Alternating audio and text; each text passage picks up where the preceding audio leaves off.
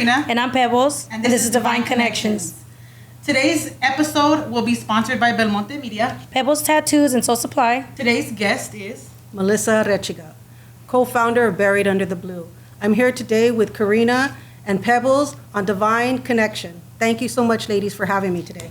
Thank you so much for joining us. Yeah. We really appreciate you taking the time out of your day to come and enlighten us about the history of your family. Thank you for having me, and I think that it's a great opportunity right now, especially while the matter of the subject, or the most of it, is going to be pertaining to the history of the Dodger Stadium and the violent displacement of the communities of Palo Verde, La Loma, and Bishop, wrongfully known as Chavez Ravine. So on today's episode, we're going to ask Melissa various questions regarding the history of the Dodger Stadium. But first, we do want you to introduce yourself and tell us a little bit more about you. Okay, well, I was born and raised in Los Angeles. I was actually born in Chinatown at the French hospital that no longer exists. It actually has been closed down due to gentrification, but I was born at the French hospital, and then it was known as the Pacific Alliance, and now it is closed, like I said. I was born there, raised in Echo Park, because after my family was displaced, they moved to Echo Park because they had a few homes over there.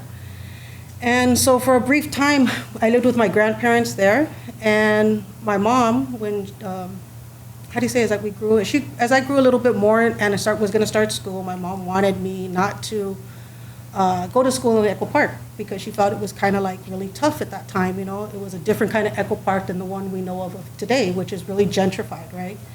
So briefly, we moved to San Gabriel Valley. My formative years of education were in San Gabriel Valley. I attended Madison Elementary. And like today, a lot of areas don't have rent control. They didn't have rent control there either. So the owner decided that he was going to raise the rent. As my mother, as a single mother, she couldn't afford it. She was and also she was a student at the time at PCC. So, you know, between being a single mother, trying to go to school, raise me on her own, it was just it was just a lot for her. To juggle. So she had no choice but for us to return back to living with my grandparents in Echo Park. So I finished out. We moved back, I think, when I was in 4th grade. And so I finished up 4th, 5th, and 6th grade at Elysian Heights Elementary, which is straight up the avenue. Everybody knows it. The infamous movie, Mi Vida Loca, was filmed there, some parts of it. So, I graduated from there. And then from there, from middle school, I went out to the Valley. And because, again, my mom thought that, you know, the school that was for me, the middle school, was going to be too tough. So she ended up sending me to the Valley. And a lot of people were getting bussed out to the Valley in different places, right? Because they wanted opportunities. And yeah, that's when you say too tough, do you mean like the upbringing, or what do you mean by too tough? Gang-wise. Gang-wise. Gang-wise. Is the Valley considered like a better? At that time, Yeah. I would think so. You know, that there was this belief, right? The Valley girls. Oh, you know? okay. So I think my mom kind of thought that maybe More middle class. Got it. Yeah, than hood, you know, and she was just like, oh no, you know, I'm not gonna be able to swim with the sharks, you know. So she, you know, had me shipped out, and they were shipping everybody too from South Central, everything. So I met everybody over there too. All their moms had the same plan. Yeah, everybody was Get their looking kids for out of the hood. Yeah, like looking for opportunities, and that's what it was actually called, an opportunity transfer. Oh, wow. Through LA Unified School District. And so, a lot of other mothers were looking for the same things. And so, everybody was getting shipped in from everywhere to the Valley, and we all conjugated over there, and we brought all our behaviors from over there to over there. And now we have San Fernando Valley. That's crazy. And we know where it came from. Right? So then, let's see. What other things? After grade school and after school and your mom sending you out, what did your life look like? Well, there is where I feel like found my way into like gang culture, gang life. So no matter what your mom did to try to redirect your life path, do you say you were kind of like destined for that? I don't want to say destined, because I did see other opportunities. I had been exposed to other things. My family did do a lot of traveling, so I was able to see that. And that traveling is something that I've come to understand, that you have to have revenue in order to travel. You can't just, but if it was like, so I think to a certain degree we were probably like a little bit more wealthier than some of my counterparts growing up in Echo Park. However, I didn't realize or I didn't understand. To you, it was normal. Yeah, it was my normal. And that's what sometimes helps me to understand when I'm dealing with other individuals. What may be normal to you is not normal to me, and what's normal to you, so you try to have a better open mind when you're talking with people, right? To kind of understand their experience. Like there is a lot of like common ground, but there can also be differences, right? Of what is normal. Yeah. Yeah. That's true. Most definitely. Everyone's normal is definitely based on their childhood and what they've seen growing up, and that is their perspective of normal. You know, and definitely everyone's is different. But there is a lot of common ground within brown, raza, natives, We have a lot of detribalized yeah. brown people. I mean, I don't know, whichever category or title, subtitle you want to use to define yourself. Yeah, there's a lot of commonalities, right? I mean, I think that's what we see when we look at these funny pages or these talks or palabra or all these things, right? Did the gang life like draw your attention because it was normal to you? Was it like something you've seen every day? Well, what stuck out to me when I kind of Was joining and stuff? or like looking or kind of like intrigued by it is that the girls that I had met when I was in the valley, they dressed more like Pachuca style, okay? And I felt like some of the other versions that I was seeing was kind of more like the newer version with the like baggy booty pants? No, the booty socks, Oh, the okay, pants okay. zippering up in the back. Okay, so like the girly one. You know, it was kind of like that transition, and I mean, it's both. It's right. It's the More evolution hip, of yeah. the like chola. Because the newer age, like Yeah. the fashion changes. So to me, I was drawn to that old school style. Yeah. Yeah, and so it like there was something about that old school style that captivated me, and I really just started to talk to these girls, and they started to talk to me, and I kind of just was trying to figure out my place, and so. And you could relate to these women? Yes and no. It was more the style. I think the dressing, the style, it looked more authentic to me than the newer version, And and I don't know. Like, So how do you say? Yeah. Yeah, once you got into that, I'm just so curious. Like, Yeah, once no you got worries. into that, the gang life, how did that go for you? When did you realize that wasn't the life path that you wanted to continue to take? Well, actually, those are two different questions because you're saying, like, how did it feel like being involved in it? And then how did it feel like realizing leaving? That was years because- after? Was that years after? Yes. Yeah. Yeah. I had committed a long time, a big portion of my life to the gang life. Wow. And for what? Now that I sit back and I reflect on it, what did I get out of it? There was no 401k. Was it an There was easy no- transition or was it? No, I don't No. think it was. I think that I'm grateful that I was strong enough to still, to stand up to it. I think that there could possibly be repercussions even now, depending on who the individuals may be.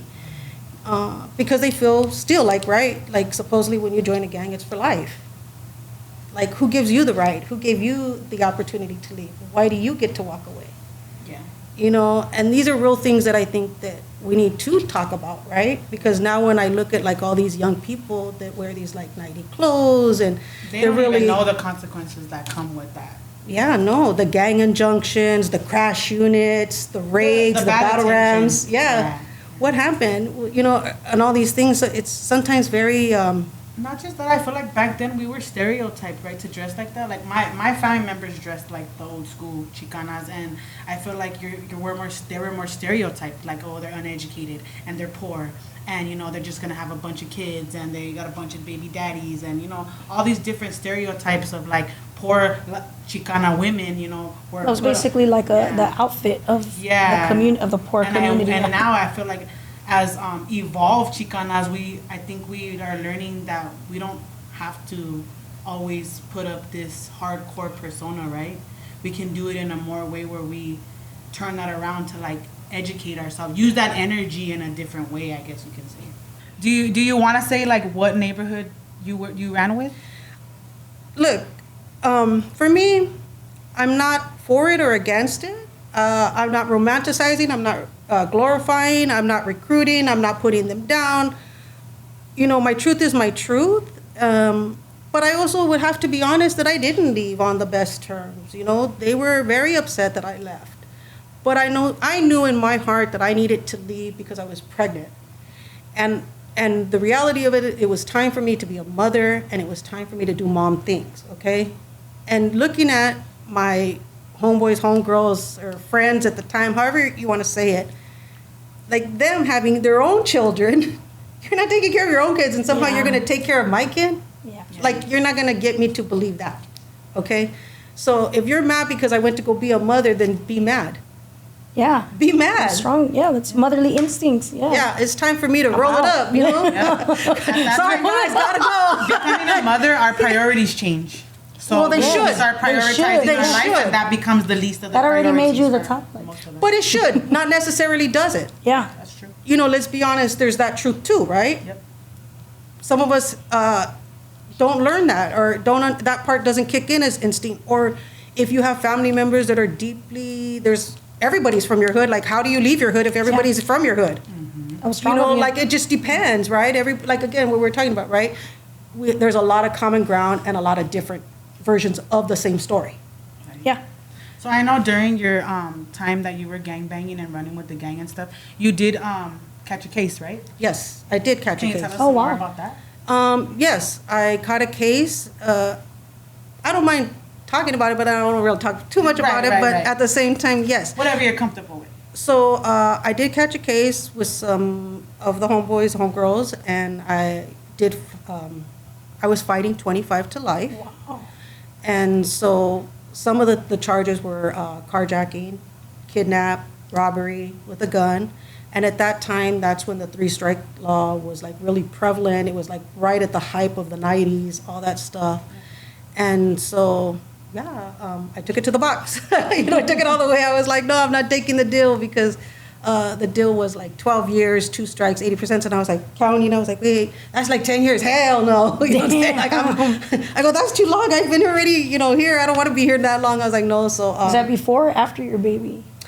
well, backing up a little bit, I do have 5 children. Oh, wow. Okay. Wow. Yeah, so I'm a mother of 5, and back to what we were talking about. Sometimes we leave, sometimes we don't. So prior to that, I had 2 other children, okay, and I didn't leave the gang. Oh, okay. You know what I'm saying? They were very much. I thought that I could do both, and That's why you mentioned that. Okay. Yeah, that's why I say from that hard experience. So it because I took a was few young. kids for you to prioritize that your kids came first. Yes.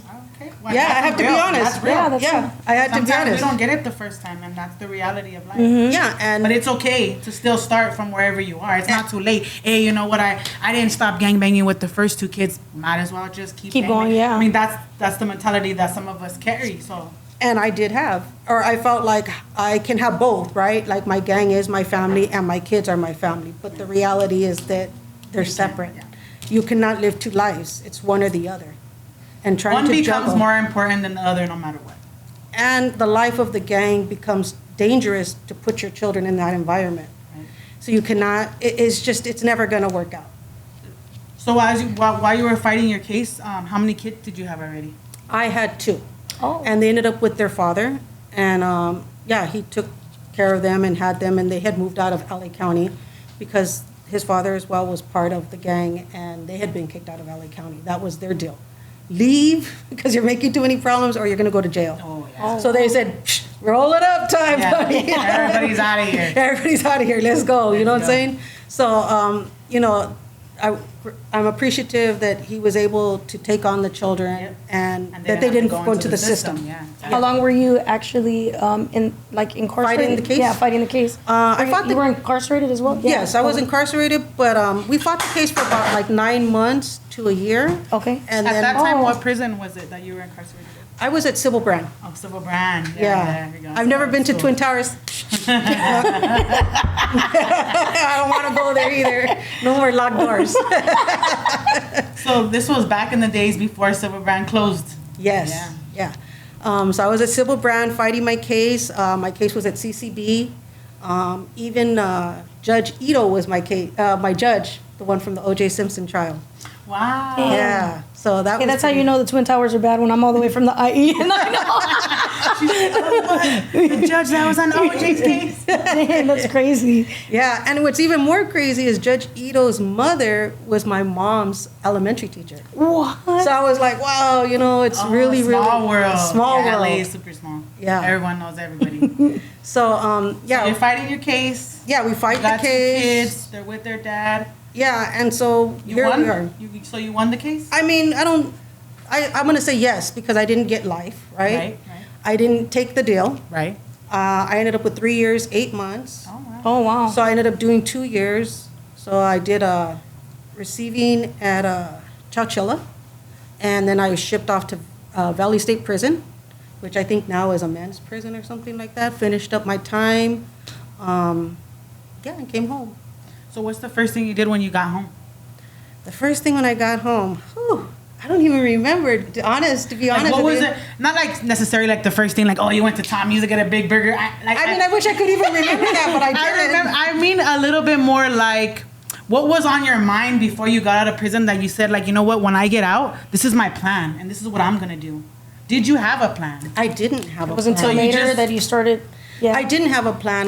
You were just like, I want to get free to my kids, or that was just your main thing? You know what Let me out of here? You know what I did? The only thing I do remember from that part is that I worked PIA, which is Prison Industry Authorities Laundry, and I saved up my money. I paid off all my restitution because when you release from prison, they only give you $200. So I had also an additional check for like a $500 or something like that I had saved up for making 25 cents an hour. So I was like, okay, at that time that seemed for me like, okay, I'm out of here with 700. Everybody was talking about 2. I got 7. What's up? I'm gonna go see my kids. So you're like, I tripled it. Yeah, like I flipped it. One of the things I did do that's right is immediately leaving the prison, we drove from the prison directly to where my kids were at, and I did see them. That's great. Okay, so that was thank you for making me to remember, I went directly to them. I want to know when your brain went in clutch. Like, when did it go in clutch where you're like, you know what, I got to make a change. Like, this is not it for me. This is not what I want my life to be, Not prison, not my kids getting taken away from me, not the gang life. Do you remember that phase? Where was the shift? Yeah. I don't think it came just like one, like, chingazo. You know what I'm saying? I think it came like little by little because it was a very hard thing to let Things go. started sparking your mind, right? No, I feel like it was more situations that I was confronted with, because when I came out, there wasn't a lot of guys out. So then I started to get like calls from the homeboys in jail, and they were like, we need you to do this, we need you to do that. Like all the homeboys that are out, they're all younger, you got more palabra than them. And I was like, what? This is like weird. You know what I'm saying? Like this is cool and weird, but like, what the fuck? Cool and weird. Like, wait, hold on. You know what I'm saying? Like, wait a minute.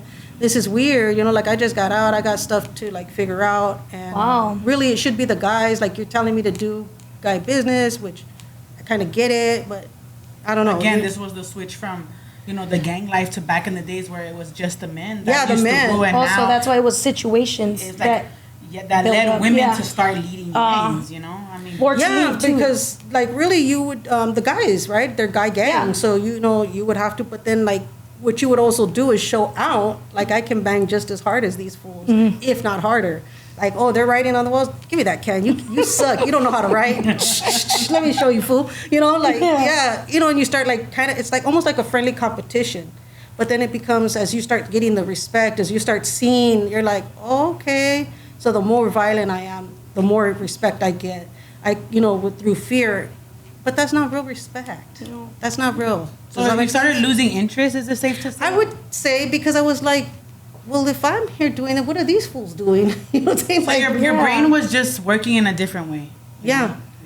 And so You're becoming aware. Your perspective was you're changing. yeah, it was like, you do it. Why I gotta do it? Come on now. You know what I'm saying? So Like, the perspective before, new gang members are all about like, yeah, I want to do this thing. I want to show out. But she had already been, you'd already been doing you're your like, thing. man, You just got out. I did yeah, I just got time. out. And I'm like, you're a young buck. Look at you. You look like you could run a mile in a second. You know what I'm saying? Like, what do I gotta do this for? So after prison, what was next?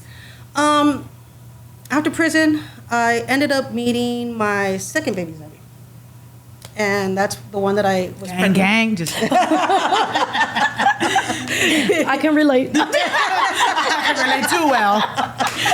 So I ended up pregnant, and they were, I don't know, they had inner fighting with amongst themselves. I don't know what guy stuff, as far as I'm concerned. Okay, and Off subject, but were they from the same hood? yes, yes, girl, Had to ask. yes, girl. That explains the controversy. Okay, so we get it. It was a friendly competition.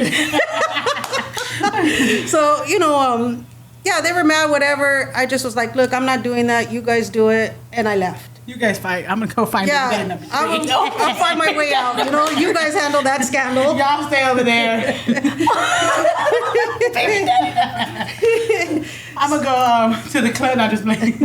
No, I was never a club person, Yeah, actually. you don't look like it. Yeah. You look like you were that mom at home, huh? Handling business. Or that motherfucker on the corner that was Yeah, waiting She's right there, like, what's I'm up? flipping my dough. I got my baby on my hip. So, after leaving, I was like, you know what, I don't want to make the same mistake I made with my other two kids. Like, it's not, like, if I didn't learn anything, well, then I'm just fucking dumb as rocks. I mean, right? Like, let's be real. Like, I can understand not knowing what to do the first time, but the second time, like, come on now. How many times are you gonna repeat history before you actually learn the lesson? Yeah. That's right. Like, I don't want to step in shit again. Like, come on. Yeah. So, I was like, all right, I'm going to leave. I left, and I started to, like, figure out about going to school and different things like that because I had felonies, and I was like, fuck, nobody's going to hire me. Like, what am I going to do? How do I work this, So I was like, well, and I remember I went to go, like, apply for county, like, for cash aid and food stamps, and they were like, oh, well, now you have to do CalWorks. You have to either work or go to school. And so I was like, well, fuck, I already know I can't work or I thought like it was going to be hard. And it was hard at that time. I mean, granted, because of people doing significant work now, they're knocking down those barriers for people that have felonies. But back then it was more strict. Stricter. Yes, Yeah. It was very hard. So I was like, damn, well, I know that nobody's going to want to employ a felon. And then a 3-strike felon, a violent felon, all of this stuff. So you started thinking like education? So I was like, oh, I'm just going to play the game so I could get my cash aid. Whatever I need to do to meet that 20 minimum hours a week. Yeah, I would go to school, I was like, I'm just going to play the game, Yeah. roll the dice. Like, I'm not going to tell these people, I'm just going to, like, do it until we come to that crossroad and they're like, well, how come you don't do this? Yeah. Or, so I was just like, all right, yeah, I'll do school. Well, I ended up going to school and, I just started to, like, love it. And I was like, this is, like, really easy. Like, So what school did you go to? I started at Harbor College over there in the So you were a high school graduate? no. I actually got my GED in prison. Oh, okay. It Yeah. was still an accomplishment that Well, you did? yeah, that's an accomplishment there. Yeah. So, and I did that because I have siblings, and so they were kind of giving my mom a hard time. So I was like, she was like, oh, it's because, the example you put and this and that. I said, she was like, they don't want to go to school. So then when I got my GED, I sent it home, and I was like, well, tell them that I'm in prison and I got mine, they got to get theirs. If I can And do if it they- in prison, you can do it out there. Exactly. And I Yeah. said, and if they don't, when I get home, I'm going to beat their ass.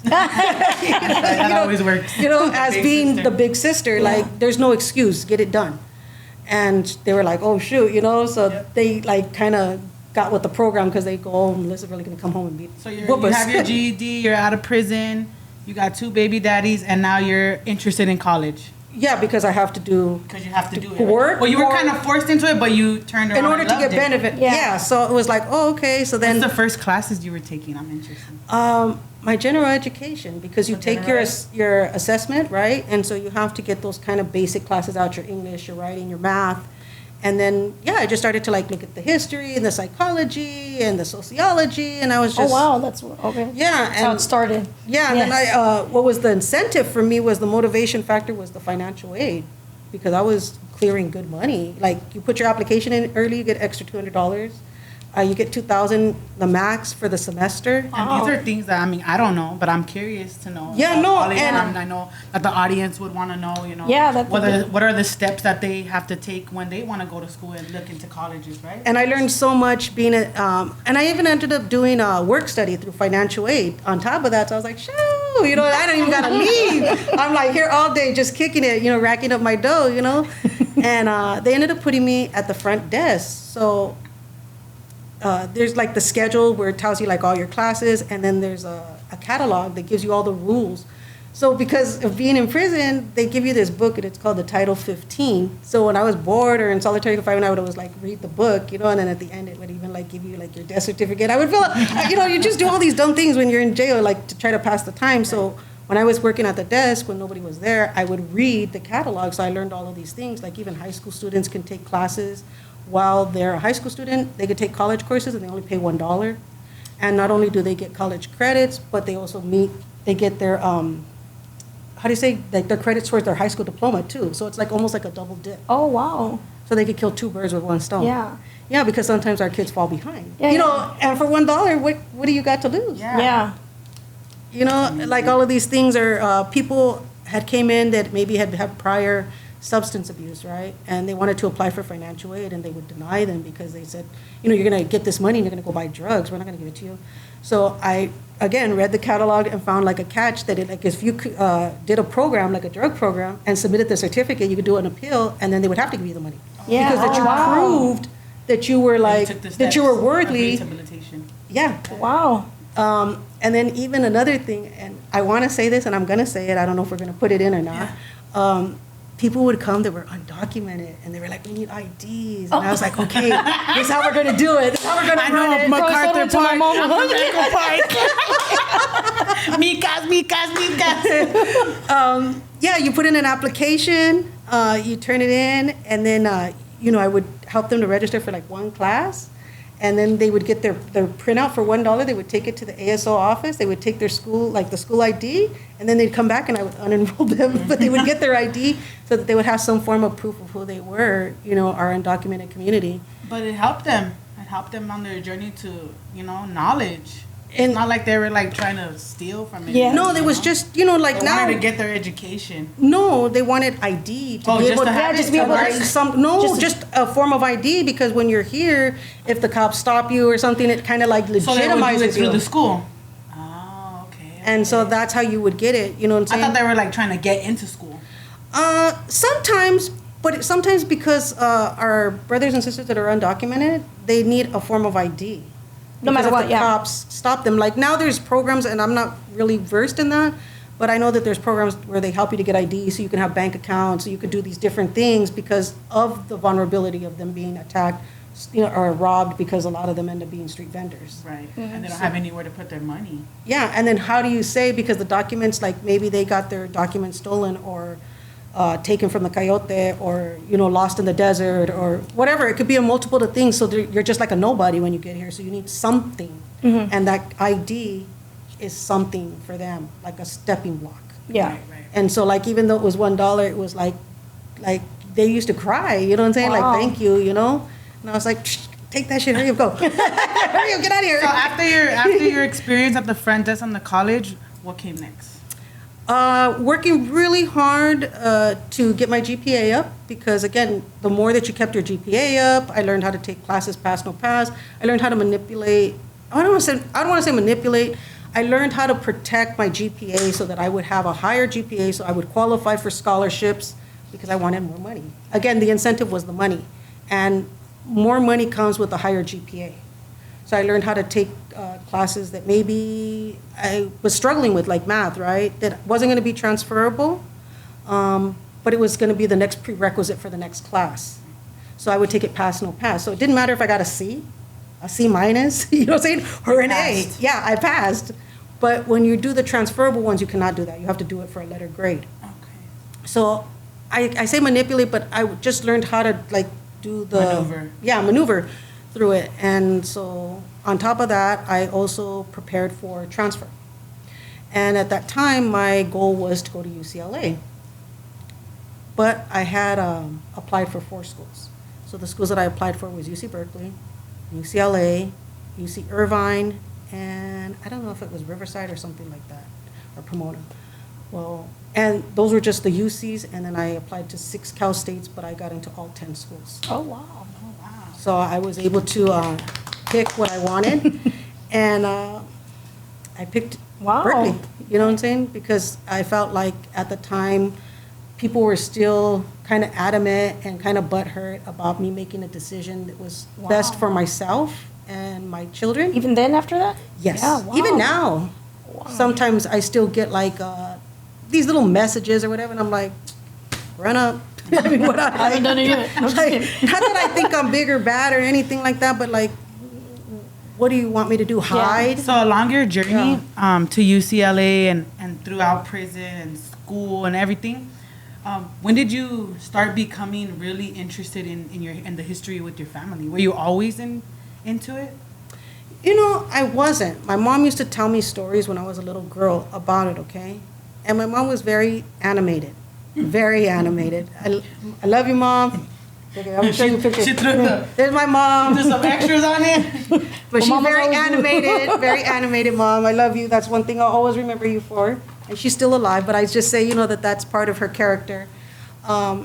She used to tell me these stories, and I was just like, what movie are you talking about? What are we talking about here? Where did you watch this at? Because I feel like you're telling me Lifetime movie. yeah, like you're telling me a movie, something that you watch, like some dramatic movie, and now you're like trying to sell it to me like it's like our life, you know? And yeah, I just was like, okay, yeah, whatever, Mom. You know what I'm saying? So not even in college? That wasn't even Like, a what thing? age did you were you like, you know what, this is serious?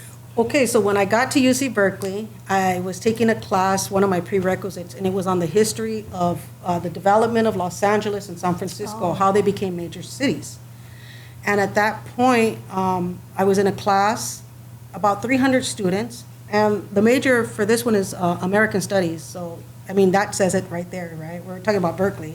And I'm sitting in a classroom, probably like 300 Chads and Todds, you know what I'm saying? Yeah. You know, and Karens, and, you know, yeah, there's not a lot of brown people in those classes. Wow.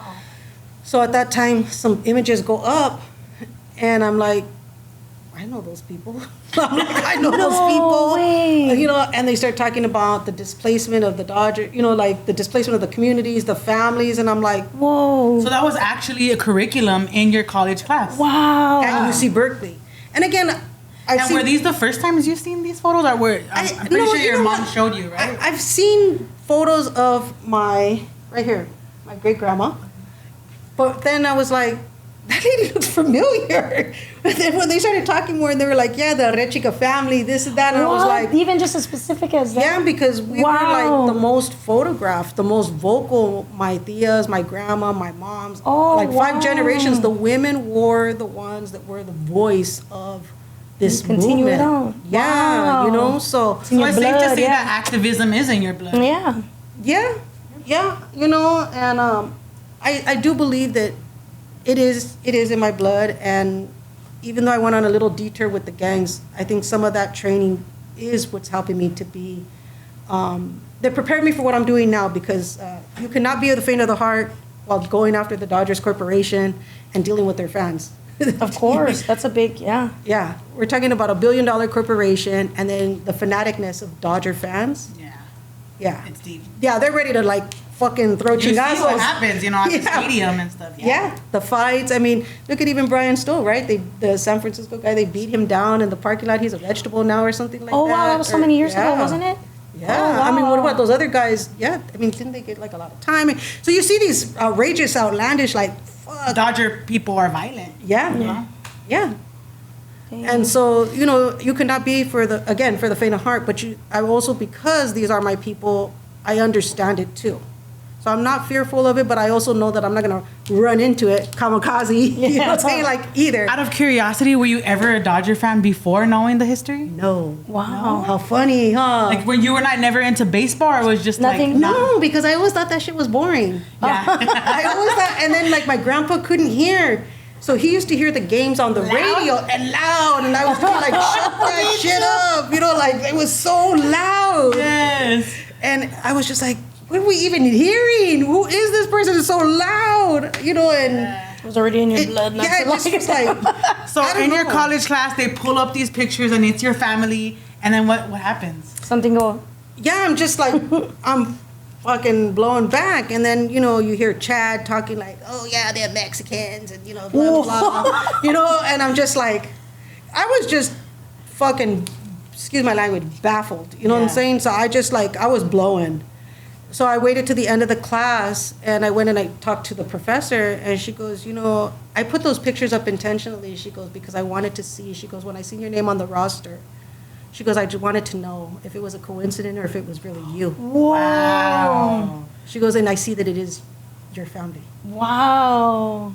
And so at that point, like, What was her intention on that? Why did she do this? Did she mention why, or just wanted I to think be she nosy? wanted. No, I think she wanted to see if Genuine I was curiosity. aware. Yeah, I think she wanted to see if I was consciously aware. Wow. Are you Love it. aware of your bloodline, of your Yes. lineage? Wow. Because we're here to teach, right? She's an American history said, well, here it teacher, so is. she's like, "Yep, Yeah. You know, do you know your own history and your own Yeah, and family? are you consciously aware? And what are you doing? Like, kind of like a like. So would it be safe to say that we can shout this teacher out, like she kind of sparked something in you, a little fire in you? Yes and no. You I know mean, what I'm we don't want to give her the whole credit card, but she kind of sparked something that, let's just say, if she didn't show you that clip that day, Do you think that's what motivated you to pursue this? Was it right after that? what happens if she never showed you that clip?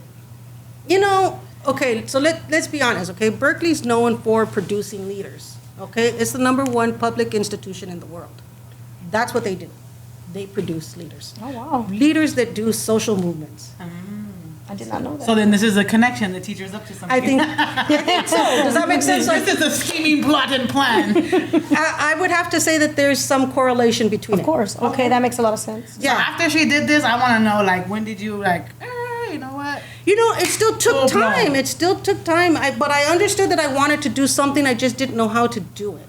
Okay? And I had become to love the Bay Area. And I'm raising my kids. And I got my other 2 kids back. And now I have my other kids. And I had more kids, you know. And I'm rolling full steam ahead. Okay? And my kids are thriving. They're being exposed to things, opportunities that, like, sometimes we say here that our children lack, right? Our people lack. We don't lack talent, we lack opportunities, resources, right? Yes, right? Mm-hmm. So I felt my kids were being exposed to that. Even though we were still fighting for space because the space that we were in was predominantly dominated by white people. Oh, okay. Because even the housing for UC Berkeley students was in a small little community called Albany. And it's only like 1 mile diagonally. And all those people have lived there for generations. Wow. And so they were not friendly, okay? Really? They were not friendly. And as much Just as, to you, or I don't know if it was just to me, but I felt like I got the brunt of a lot of shit there, you know? I mean, my housing was even rated in family housing because they didn't think that I was a student. And I go, well, what did you think I was, the au pair? Wow. You know, because I learned that fancy word while I was there. The au pair means like the babysitter. Oh, it's not the nanny? No, it's the au pair, honey. Over there. I learned something new. Add that to my vocabulary. Au pair, right? And then I need an au pair for I this know, I was weekend. going to say, I need an au pair for this week. Au pair for this weekend, anyone. I will hire. I pay cash. you know, and then play dates.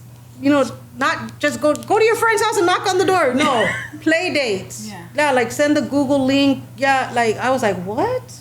Wait, what do you mean? What do you mean? You know, to set up a date, a time for them to play. Not like, oh, your friend's right there. Go knock on their door. Oh, Yeah, Like a because they're- scheduled time. You can Yes. play between 3 and 4, and that's it. And only 4.5 ounces of grams, okay? And we don't like peanuts either because we're allergic. crazy. Yeah, Wow. like, you know, so again, it was like exposure to different stuff. And I think it's good that we got exposed to it, but it was also culture shock. Yeah. Because I didn't understand, just like I didn't understand that Cal and Berkeley were the same thing. You know, when people were telling me like, oh, congratulations on getting into school, you know, and I was like, they're on getting into Cal, that's what they told me. And I was like, Cal? I go, I'm going to Berkeley. What's Cal? Not understanding that Cal is an abbreviation for California, which is the first public institution again. You know, like not even really understanding. I didn't even understand Berkeley was in San Francisco or by San Francisco. You know, I had never been out of Los Angeles other than to prison. Oh, wow. So that was my first time to really, Venture out. on my own as an adult. Granted, in my younger years, what I had first shared is that my family did travel, but being with your family, traveling and being an adult, making moves for your own is very different. How old would you say you were around? I would say like my 30s. Oh, your 30s. Like Oh, late okay. 20s, early 30s, right there. And yeah, so then, so I'm working on trying to figure all this stuff out. How am I going to do this? And I was just like, man, it's really hard to like protest the Dodgers, you know, from 6 hours away, you know, like after you drive 6 hours, who the hell's got energy to do that, you know? And so I was like, I think I need to make the commitment to come back home. And so I decided to come back home in around like the end of 2016, 2017. And since then, I've been working diligently, and I came across other individuals and other family members. And another family member that was close to my family in Palo Verde, LOMA, and Bishop, he as well felt that it was an injustice that needed to be corrected. And he's actually my co-founder, which is Vincent Montalvo. And we've connected and said, you know, let's make this organization, let's go forward, and let's push forward for justice, you know, because we feel that it was an injustice of what happened to our families. We see what happened to us is happening to everybody else now with gentrification and displacement and the rents. And yeah, we feel like our history is kind of like written out, like when we look at like Chicano history, because they always go like Zuzu riots or sailor riots. I say sailor riots because the sailors were the aggressors, even though they say Zuzu riots. Oh, yeah, that's true. You know, I'm like, language is so important, you know, and it can Because they make it seem like we were the aggressors. Wow. And really, it should be the sailor riots because they were the ones That's crazy. attacking us, you know, but they always say Zuzu. So they go sailor riots, Chicano, like, then it would be next us, you know, and then like Chicano movement, you know, blah, blah, blah, blah. And it's like, well, how did you just skip over? Like, how did that happen? So for the audience, I want to get into like what was the injustice that the Dodger Corporation did on your family? Okay. So first, Because I know we're talking about it, but I feel like the audience is maybe kinda needs like, a little bit more yeah, content. what was the injustice? You know, everyone's like, oh yeah, you know, Barry, we're going back and forth, but I want the audience to know more of like what exactly happened in that history and that time, that point in time that, you know, led you and others to feel that there was an injustice. Okay, so our families migrated from Durango and Zacatecas. That's where my great-grandmother, Mexico. and great-grandfather from Durango and Zacatecas. They met in their little villages and then migrated here through Arizona to come here to LA. And so when they came here, roughly between the 1920s and 30s, we're talking still segregation. A lot of times in Black history, you'll hear it as Jim Crow. For brown people, it's called Juan Crow. Same thing. We experienced those same discriminations.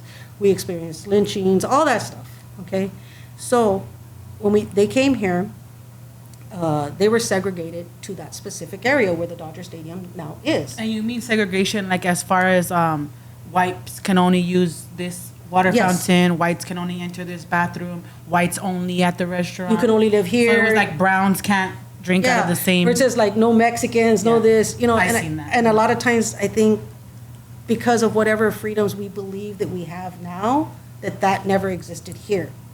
And that's I not think a lot true. of the times too, we focus a lot on the segregation between whites and African Americans, and we tend to not. Take the back. Yeah, we don't We fall tend in to the back. not. Yeah, we don't take the accountability to say, hey, well, so were we.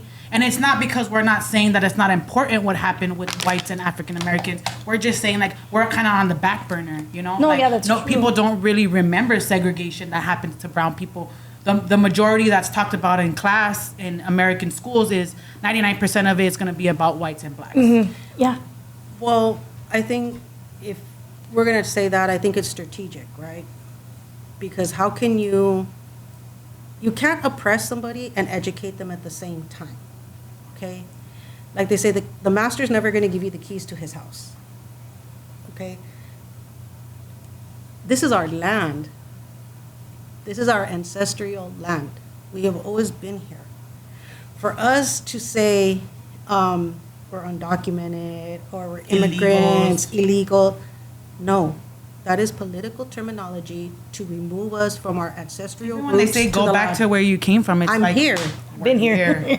I mean, where do we go? Yeah. Yeah, I'm here. And it's even worse when our own brown people do that. It makes it adds insult to injury.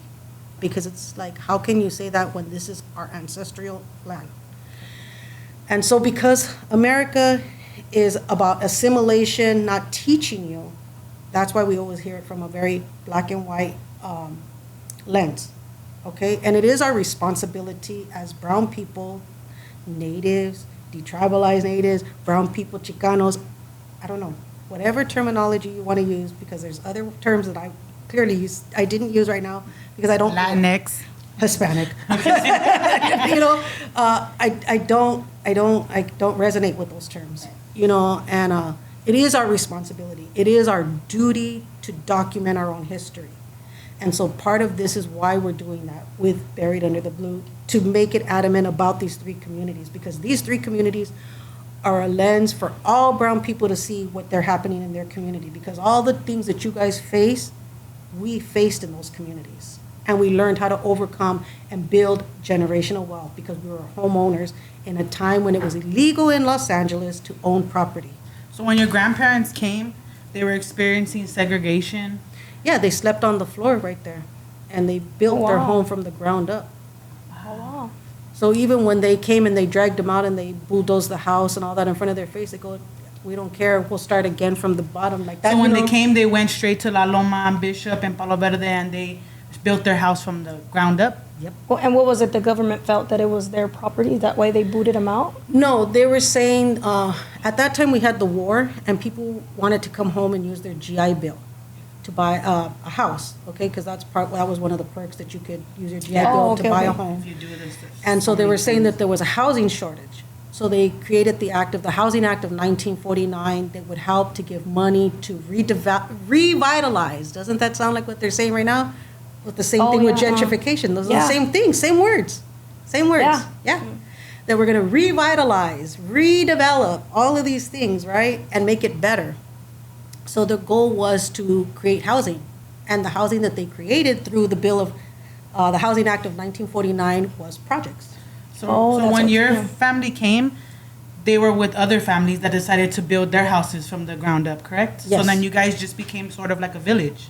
A close-knit community. And they all knew each other from their motherland. Durango, from Zacatecas, you know, because we all sent like the huila, like, hey, over here, come over here. This is where the work is. This is where the houses are. Yeah, let's run it. Let's work. Yeah. And so they built their communities from the ground up. They built 3 of them. And so now... And the 3 names of the communities were? Palo Verde, which my family was from, La Loma, and Bishop. And so that's why we always say wrongfully known as Chavez Ravine, not Chavez Ravine.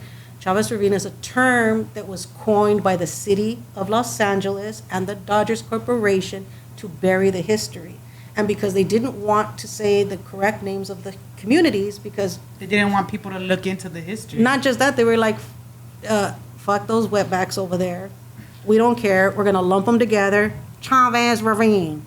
Yeah. Yeah. Instead of, because they didn't want to say Palo Verde. And they didn't want to say That's reservation. What they called it? That's just what they ended up calling it? Is that They what you lumped mean? it. Yeah, they lumped it together. Okay. And, but really, I mean, who says that? But before the Dodger Corporation, they came and they told the families that they were doing something else with the land, right? They tried to get that them what out. happened? They said that they were going to build housing. Housing projects. Oh, so Yeah. then- And then they try to say like you were getting first dibs on it, right? Like to try to make it sound good. Yeah, okay, so that we were supposed to get first dibs. But what I think is important for people to realize, and they don't, is that what they built was projects, okay? What they said they were gonna build. What they were going to build was projects, okay? Because we have many models of those projects, right? I mean, what, Rose Hill? Dogtowns are right on the other side of the what are they Twin called? Towers. Yeah. William Meads. William Meads, what is it, Rose Hill? Ramona Gardens. Ramona Gardens, what are the ones where there's like TMC and Primera and all those? Pico Garden, yeah, Aliso Aliso. Village, like those are all the projects. I mean, granted, they've revitalized those too, right? So that was what they were gonna make. Now, when you live in the projects, you don't own them, you rent them. Oh, yeah. We were homeowners, why would we want to rent?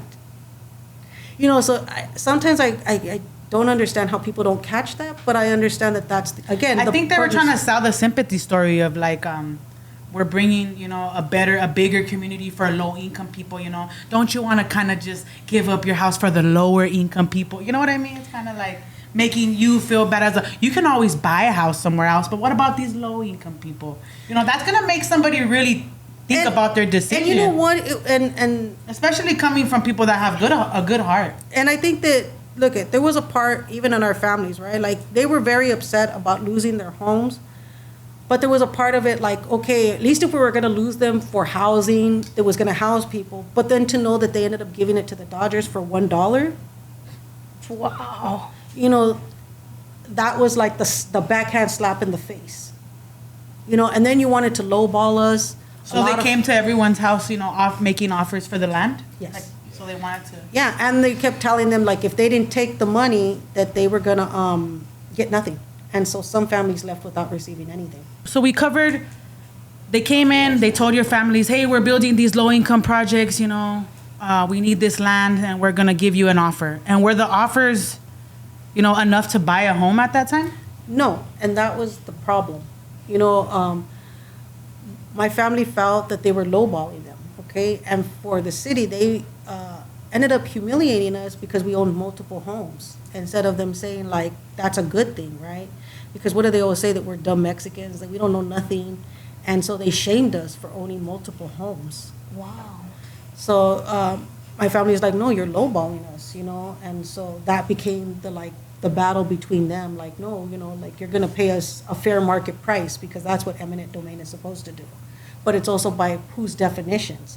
And the county register and the city of Los Angeles, they're all staffed with white people. We're talking about during segregation and discrimination.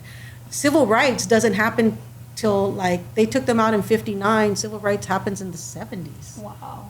So when we see those pictures of Martin Luther King and Malcolm X, and they're sicking the dogs on them with the things, that's not, so if that's what they did then, what were they facing? So your family rejected the offers? Yeah, they said that they were not a fair market price, and so that they were not going to leave, and they stood. And on May 8th, 1959, known as Black Friday, they came, they kicked in the doors, and they dragged all our families out, and they bulldozed the house in front of their face. Just like the photos, that's exactly what they did. Yeah. So they bulldozed the house right that day. Yes, they sat them right there on the curb. How did it get to that? Like everybody said no, and they said. Yeah, they came. Kind of like an eviction. Like if you don't leave, Yeah. when they tell you, they send the sheriffs in, right? Yeah. So this is. So they're wrongfully evicted. This is the day that they Wow. came and they carried out my tia. So this is your aunt? Yeah, this is my aunt. This is my great grandma Avrana's daughter. This is my grandpa right here. This is his sister. And this little picture right here is of my mom, and she's also a little girl. She was carried out. She was actually put into the cop car with my aunt, and she watched them beat her in the car. And, so, yeah, until, so these are different things that happen that we haven't really shared much about yet, but as time progresses and we continue to do the work, these are things that we do want to talk about, because I do want to talk about the inherited generational trauma that gets passed down from being displaced. And then imagine you add the extra portion in of violence on top of it, and police violence, and all of these things, and it's just How do you think that this issue of your family being wrongfully evicted from La Loma, Bishop, and Palo Verde, how do you think it affected your future generations and your lineage? Well, I think that's why I got into gangs, to be honest with you.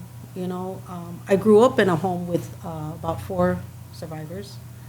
And they never talked about it. And the little bit that my mom did talk about it, like when I had shared with you, it was always like when me and her are away from the home. And it just sounded like, why do you always wait to tell me this when we're alone? And it sounded like, again, animated, so I didn't really believe her. But then things that would happen in the house, or you could just tell that there was a different kind of thickness in our house. Sometimes it would be so thick you could feel it and cut it with a knife. The strife, or the feeling of being the weight of the world was in our house. What changes do you think would have happened if you guys were able to still reside in Palo Verde, Bishop, and La Loma? What if the Dodger Corporation never came and moved in? Do you think that would have positively affected generations and lineage of all the families that were moved Absolutely, out? I think so. In what way? In what way? Okay, for my family, they owned a substantial amount. I'll say at least maybe 6 homes, okay? The property, what is the value of that land, okay? And then all the other families, we would have all been millionaires that could have changed the trajectory of brown people. I really like what you said earlier, and if you could say that again, I really liked how it said gentrification is violence, and you said how it not only affects your lineage but everybody in the brown community, like you. Yeah, because what we're experiencing now, we have people experiencing it, right? They're living they're not even one paycheck away. They're living paycheck to pay their rents, right? They can't find nowhere to live. Why do you think the Dodger Corporation chose this piece of land? Out of every piece of land, you know, speaking hypothetically, out of every piece of land in Los Angeles that they could have owned, right? What was special about this piece of land? From what I understand is that the amount of space. The amount of space and, yeah, that's what it was, that it was capable to meet Walter O'Malley's vision. You know, because he had imagined like the cars being there. Do you think it had anything to do with location as far as being close to Central? I think it had to do with all of that, to be honest with you. But even for him, it was, they said like supposedly he didn't really understand it because he was from New York. And if you've ever been to New York, they use a lot of like public transportation. So he didn't really understand the automobile, but he did understand that he needed a lot of space to park the cars. You know? Wow. And yeah, so, you know, even though he didn't know because he wasn't from Los Angeles, you know, it was different things. So it was just like, I think it was the land mass and then how much he was going to get it for. What do you think the Dodger Corporation could do now to repair or try to repair the damages that they've done to your generations and your lineage? I mean, I know they can't. I know they probably won't give you your land back. I know that's like what you want, like give us our land back, right? Well, but actually, no. You know realistically, what do you think they can do? Okay. If they were listening right now and like you had to tell them like what well, they actually, can we do. have the petition, and we did have the introduction of the bill, Assembly Bill 1950, for reparations. And so what we're asking for in our petition is a public apology, right? And then with any public apology requires action. So we're asking them to reparations for all the homeowners and renters, because we define community by everybody that lived there, not just the homeowners. We're asking for 3 community centers and the names of the 3 communities. We're asking for them to be funded by the city, the county, the Dodgers, the Sheriff's Department, the Housing Authority. Which have a lot of money, by the way. Yeah, the city county register. The Dodgers can do it all by themselves. Yes. Let's keep it real. Yeah, let's be real. And they don't pay their full taxes either. And they never fully honored the contract that they And I entered feel in. like a public apology and giving you the 3 centers with the names of the communities is actually a good Yeah. look for the Dodgers. And why wouldn't they? And that has never even been, no, You know, not even a and we- public, wow. Yeah. Yeah. It's not something that they're going to want to admit, right? Well, because legally, then it would put them in a pickle. Wow. So that's why they just ignore us. It'll put them in a pickle, and, you know, so it's very hard. It becomes complicated. So a lot of times people want to blame the city, that they're the ones that are the ones who did it, and that the Dodgers didn't know nothing. Okay, and even if we played out that version, okay, let's play that version out. By their laws, anytime somebody's property is stolen and you find it with the person who stole it, the law says that you must return it to the rightful owner. So even if people want to blame the city, Then the city has to return the land. Wow. no, the Dodgers are in possession Oh, of they're stolen the- property, and it must be returned. So this is why it's like, so the best thing for them to do is not to talk about it. Oh, okay. And so what they used instead was they used Fernando Valenzuela to bridge into the community, to smooth over, and Hey, to we have a minority on our team. oh, wow. exactly. Oh, Okay. look, there's a brown man on our American On our baseball roster. team. Wow. Yeah, so now we are acknowledging brown people. right. But what our people don't catch is We're not racist. Wow. Exactly. And the same thing with Jackie Robinson, right? And so when you think about it, what do they always say? They broke the color line. If somebody wants you, you don't have to break in. We let you in, Oh, okay. right? Yeah. So they didn't want them. They broke the color line, and that's what you have to understand, and that's what we keep telling our people. You know, when we see them out there acting fools for this corporation, do you understand that they don't want us? Do you understand that you were never first pick? You were Wow. never first choice? Yeah, Became that way through, yeah. For monetization. and they realized that that was branding. They want to make money. yeah. They want to make And so- money off the fact that they have a black and a brown man on their team, and they're probably more athletic than the other ones. Let's keep it real. So they're And gonna make look at- us dollars. Yeah, and it worked so good one time that let's bring Julio Urias in, but then he became an abuser, right? And now they signed that 14-year-old kid. You know, and nobody talks about like, well, how come we don't have an immigration problem when it was Fernando Valenzuela? That because Dodgers had the money to expedite his immigration papers. Yep. How come we don't have an immigration problem then? now because we're making money off of him. Why can't the Wow. Dodgers do that for more people? Wow. You know, so we have to really think about these things, but sometimes I think that our people want to be a part of something so bad instead of really digging in and learning who they are, again, to their ancestral lands, that this is our stuff. But again, nobody's going to educate you to elevate you, because then once you're educated, you can't be oppressed. So we keep you dumb as rocks, and then you're pliable. We can move you any which way you want. We don't want you to know the truth, because now we can mold you how we want. What would you say to people out there that want to become an activist? I would say that you have to be really aware of what your purpose is, okay? I believe that everybody comes onto this earth with a purpose. Now, whether or not you get to figure out what is your calling, and if you're going to yield to it and really commit to it and do all the things that you need to really walk in it, is really important. Like anything in life, you cannot half-step. You have to really embrace the responsibility, right? Can those that are interested contact you for any pointers to start out? Sure, yeah. You know, that's part of the goals of Buried Under the Blue, is that we want to help create other leaders, you know, and show them what we have learned and what we're doing. That is the reason of the 3 community centers, because we want to cultivate our community. We want to bring them in to teach them financial lessons, how to build a trust, how to, you know, build this generational wealth. Can you let them know where they can contact you for? On our website at buriedundertheblue.com. You can email us at buriedundertheblue@gmail.com. Yeah, we're there. I mean, we're there for interviews, we're there for questions, we're there to help you, to cultivate you. If you want to donate any of your talents and resources to help us, we'd appreciate it too, because we are a grassroots organization, even though we are a 501(c) nonprofit organization too.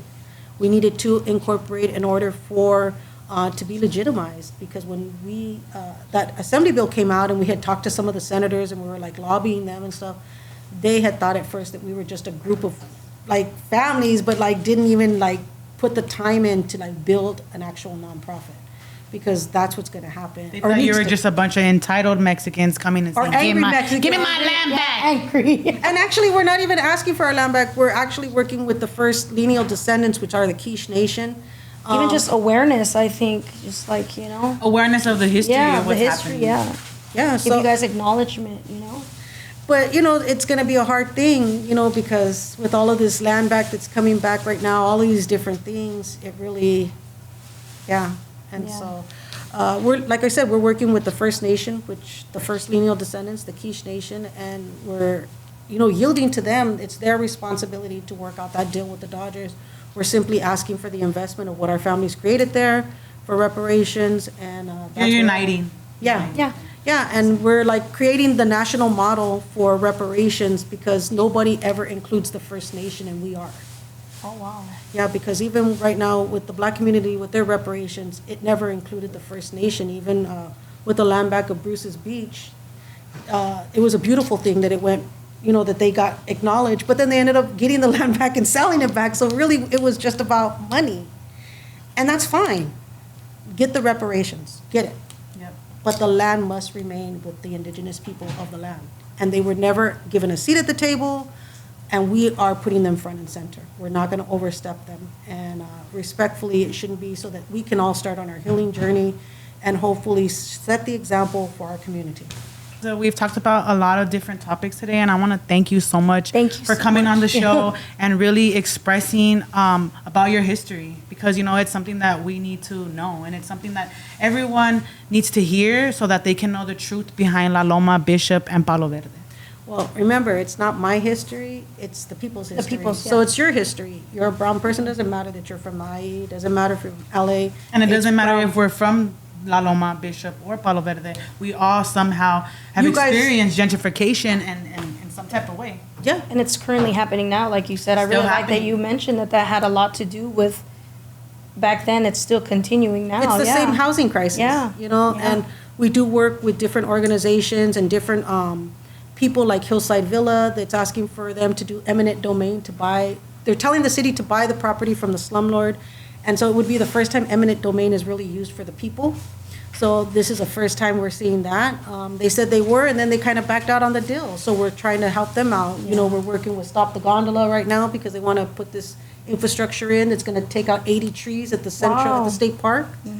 We don't think, why are they going to put that shit in? Like, we don't understand it, Like, we fought hard for the park, and now you're going to take it out and put these ugly things in. Wow.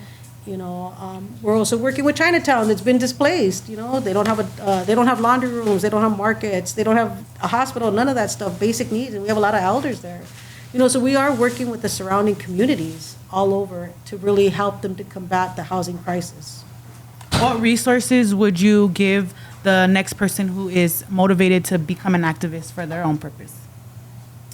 What resources? Like, where would you say they should start first? Would it be education? I think it's important to be educated about what you want to do. No matter what, you're always going to have to research and understand what's out there, what is done and what's not done, and how to do it better. It's a great resource, and I know that maybe this is a little bit less or more, I don't know, 211. 211 is always a great place to start, to look for the needle in the haystack when you want to find something and you don't know where to start at and where to go.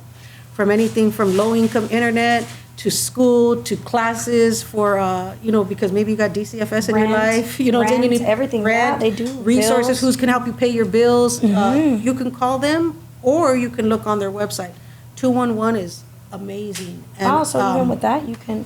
Yeah, you can look for any kind of resource that you need. And it's just a matter of how you want to research. Because even, too, when I get people and maybe they're dealing with something that I don't know where to start to look, that's where I go to.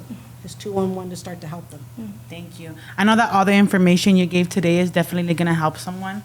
Again, if you guys do want to reach Melissa for any reasons, resources, questions, guidance, go ahead and find her on Instagram. Yeah, Buried Under the Blue, and I also have my own, but I'm the one who's behind Buried Under the Blue, answering it. So if you want to send us an email, any of that stuff, I'm readily available, and we try to meet and communicate with everybody. We make ourselves accessible. Perfect. Thank you so much, Melissa. Thank you so much, thank you. Melissa. Thank you guys for watching, and stay tuned for the next episode of Divine Connections podcast.